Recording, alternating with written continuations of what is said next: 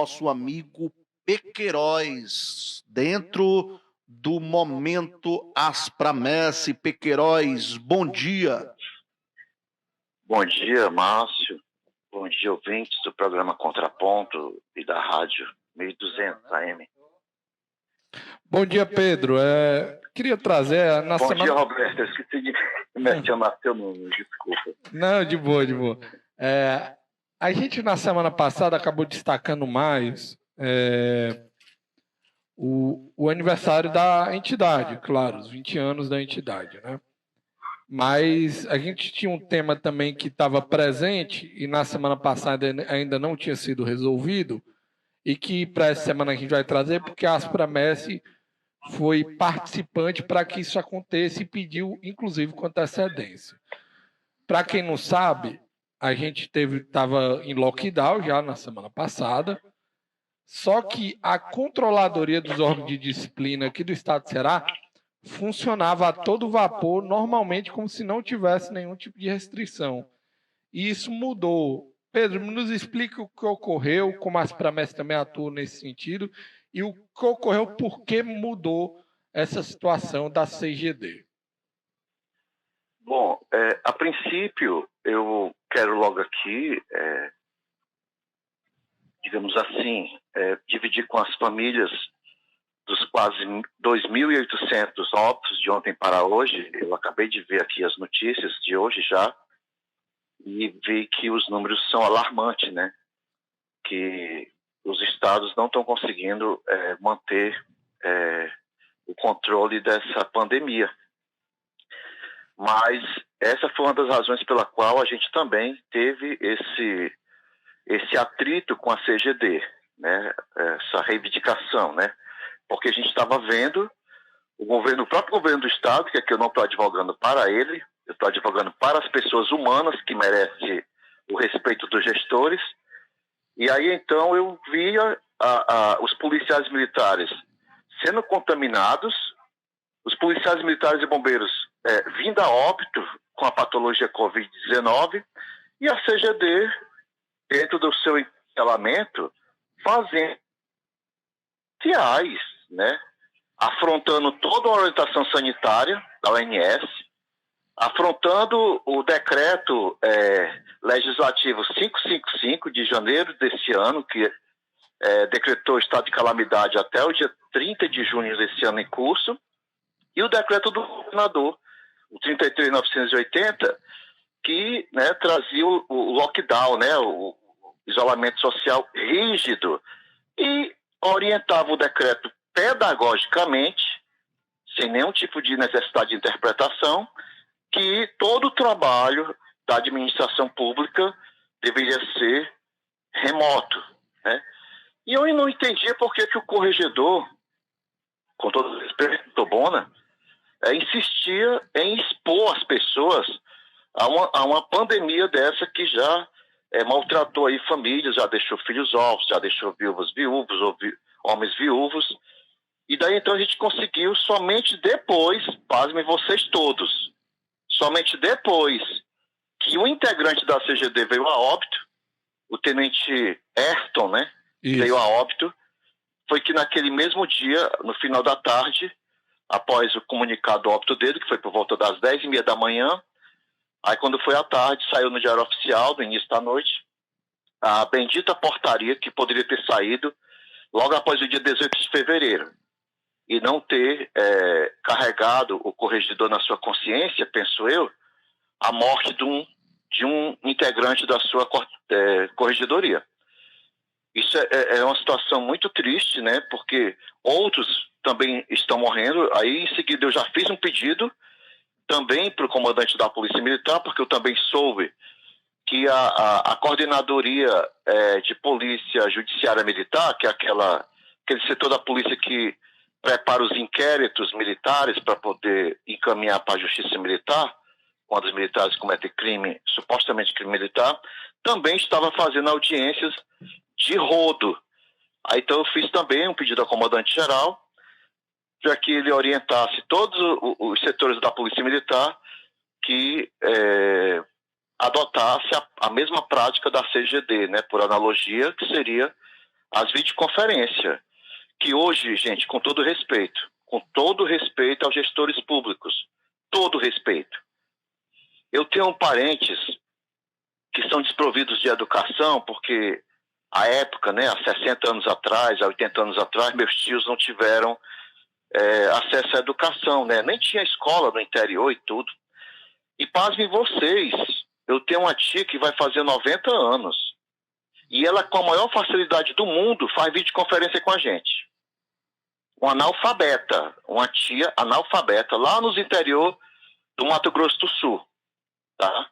E essa tia de 90 anos quase, ela simplesmente pega o smartphone dela, o celularzinho dela, e faz videoconferência com 3, 4, 5 pessoas, que seria praticamente o número de uma audiência que a CGD ou a Polícia Militar precisasse fazer. Né? O controlador, o auxiliar, o escrevente, o advogado e o acusado ou a testemunha. 5 pessoas. Né? Mas eu não sei porque que a polícia demorou tanto. Teve que né, fazer. Isso aí foi uma questão pessoal dele, Pequeiroz? Doloroso que foi morrer uma pessoa para poder adotar o sistema de videoconferência. Pequeiroz, isso aí, você acha que era uma coisa pessoal do Bonnen querer tocar isso?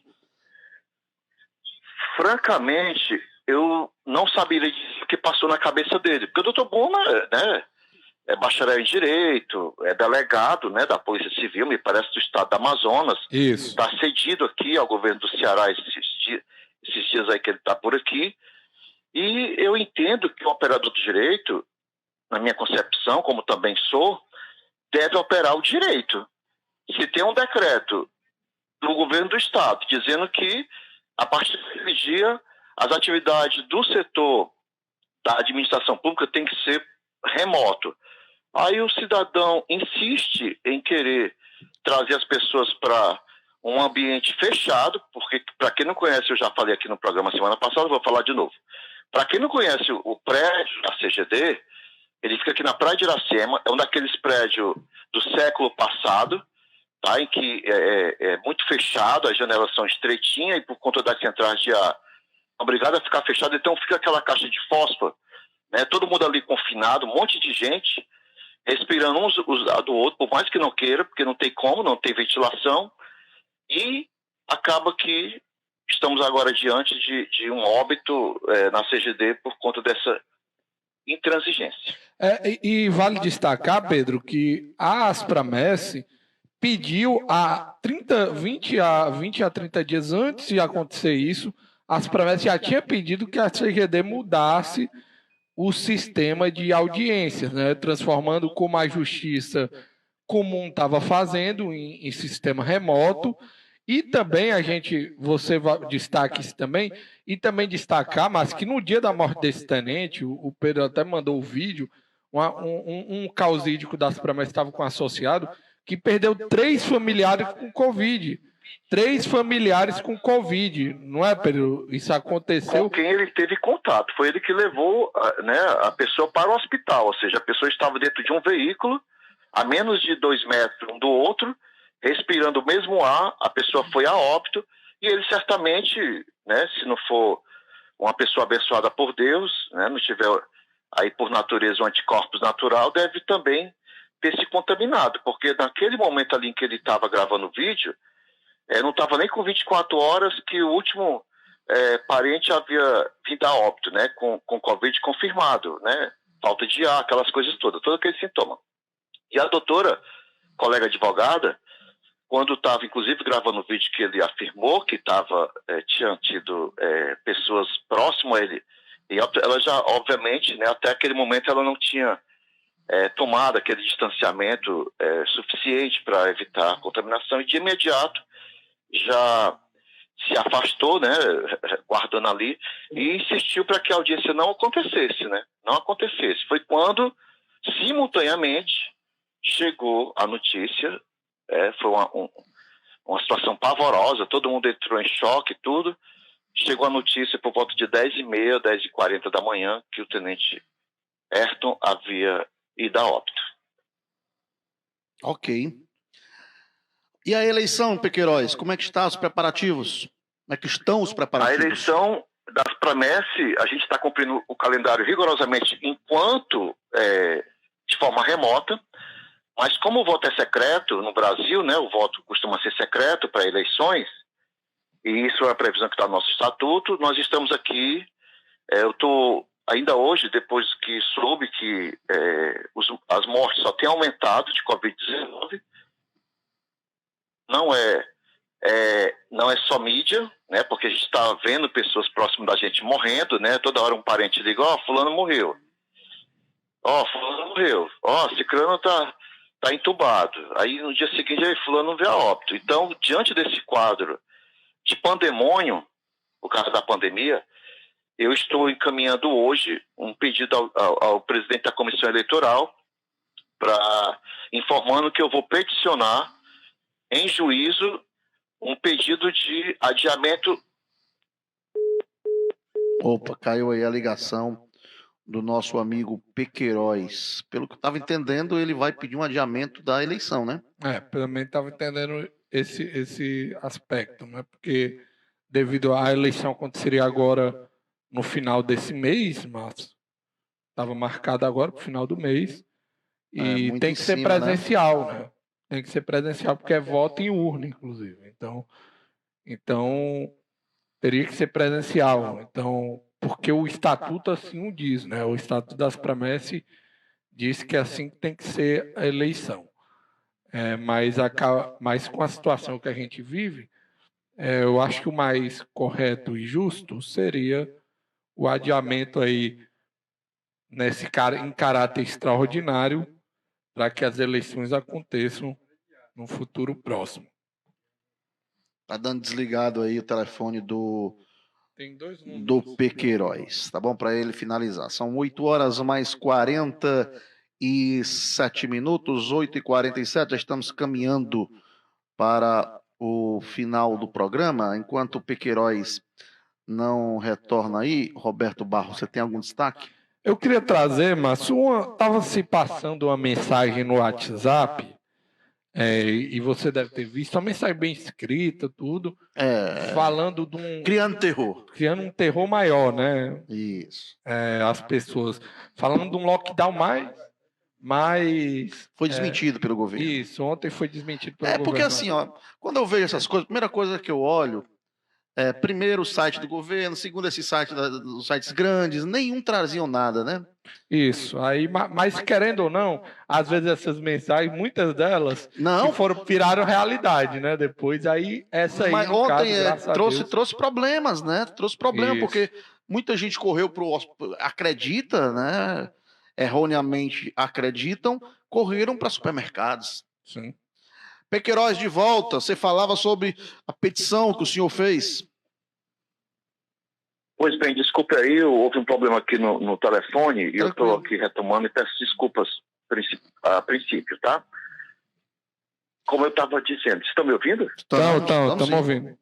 Tá, então como eu estava dizendo, então eu tenho um dever moral, após tomar conhecimento das notícias que estão circulando nessa manhã de hoje, dia 17 de março, que as mortes bateram um novo recorde, são quase 2.800 no país.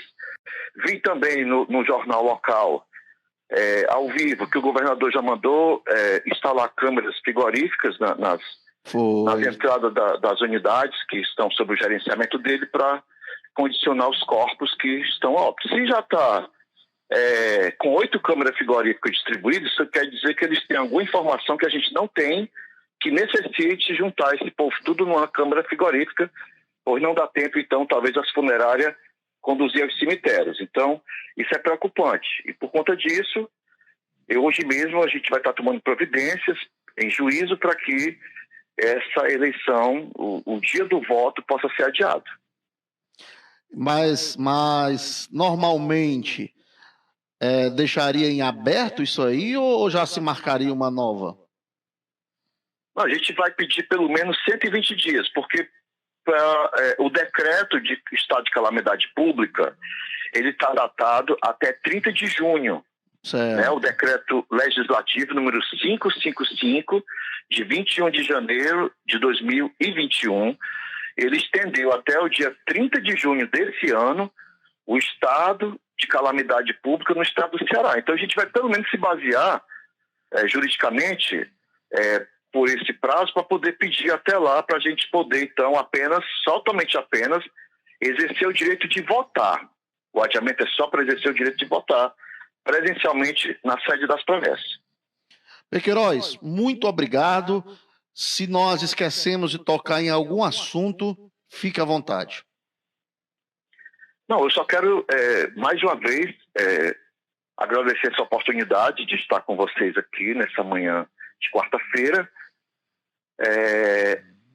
e dizer que os associados têm até hoje às 23 horas e 59 minutos para encaminhar por e-mail, né, respeitando as orientações sanitárias, ou os pedidos de registro de cargos, né, de concorrência ao cargo pelas chapas que tiverem concorrendo.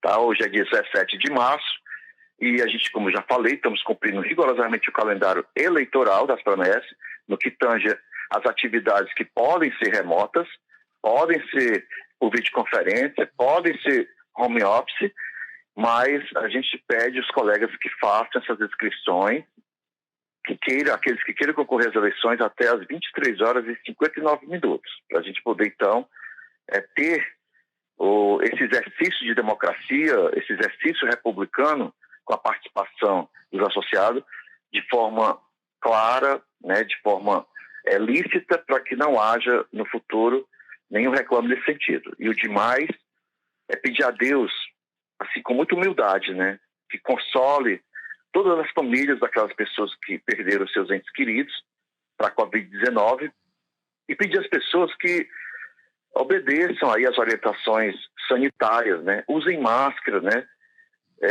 Mantenham um distanciamento social recomendado. Por favor, não fique aglomerando, não fique ali sem necessidade nenhuma conversando com o outro, porque como eu já falei, né?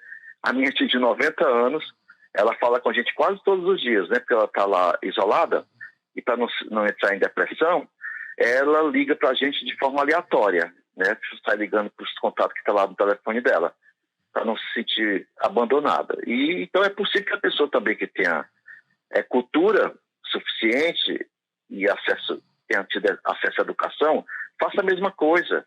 Ligue para seu pai, para sua mãe, para os seus irmãos, para os seus tios, para os seus avós, mas não faça uma visita presencial, porque pode isso acabar levando o seu ente querido para o sepultamento. Que Deus esteja conosco. Pequeiroz, muito obrigado. Lembrando que este Momento As Promessas se torna um podcast que é distribuído nas demais plataformas. Então a gente consegue levar essa mensagem do Pequeiroz, presidente da Aspromesse, para muito mais gente. E na quarta-feira que vem, Pequeiroz, você já pode dizer se nós tivemos a quantidade exata de concorrentes aí para a Aspromesse, tá bom? Sem dúvida. Muito obrigado e Deus abençoe a todos nós. Um abraço. Tivemos então o Pequeiroz.